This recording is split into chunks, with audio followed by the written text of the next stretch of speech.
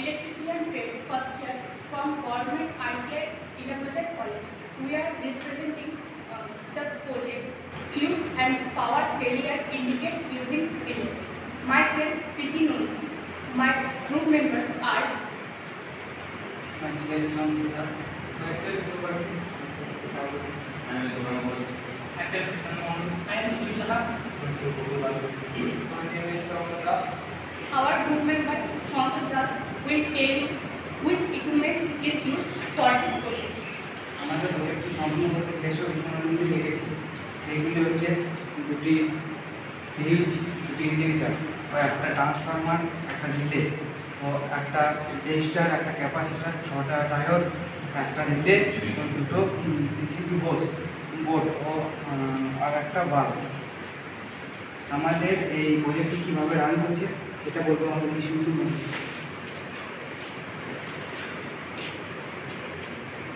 তো আমরা তার লাগালাম, তারপর এই যে বাল্বটি আছে সেটা জ্বলে উঠবে। তারপর এই ট্রান্সফরমার থেকে 240 ভোল্টটা 12 ভোল্টে কনভার্ট হবে। এই 12 ভোল্টে কনভার্ট হওয়ার পর এই ব্রিজ রেক্টিফায়ার ডায়োডের মাধ্যমে ব্রিজ রেক্টিফায়ার হবে। তারপর সেটা ক্যাপাসিটরের মাধ্যমে ফিল্টার করার পর আমাদের এই যে বাজারটা আছে সেটা বেজে উঠবে। এবং আমাদের প্রজেক্টের নাম হচ্ছে ফিউজ অ্যান্ড পাওয়ার ফেলিওর। এই আমাদের কোনো কারণে যদি পাওয়ার ফেলিওর হয় বা তাহলে কী হবে না, আমাদের এই যে বাল্বটি আছে সেটা বন্ধ হয়ে যাবে এবং এই যে বাজারটি আছে সেটা বেজে উঠবে। এই ফিউজ অ্যান্ড পাওয়ার ফেলিওর সম্বন্ধে যে এটা কোন পারপাসে ব্যবহার হবে সেটা বলবে সামনে।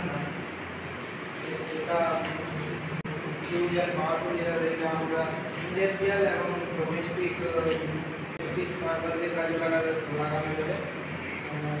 এই সুবিধাগুলো এই প্রজেক্টের সবথেকে বড় সুবিধা হলো পাওয়ার কার্ড ওভারলোড হলে এটা ব্যবহার করা যাবে, মানে যাতে দ্রুত শনাক্ত করা যায় সেই জন্য ব্যবহার হয়। আর তাছাড়া পাওয়ার সাপ্লাই মনিটর করা যাবে। এটা অসুবিধাগুলো বা ডিসঅ্যাডভান্টেজ সেগুলো বলতে বোঝানো হবে। এই বইটি ডিসঅ্যাডভান্টেজগুলো ফিউজটি পুড়ে গেলে তা ফিউজ পুড়ে গেলে পুনরায় চার্জ দিয়ে বাঁধতে অনেক সময় নষ্ট হবে। এবং 2 নম্বর হচ্ছে ফিউজের পাওয়ার সময় বিশিষ্ট সর্বদা সংরক্ষিত ডিভাইসের সাথে সংযুক্ত নাও হতে পারে।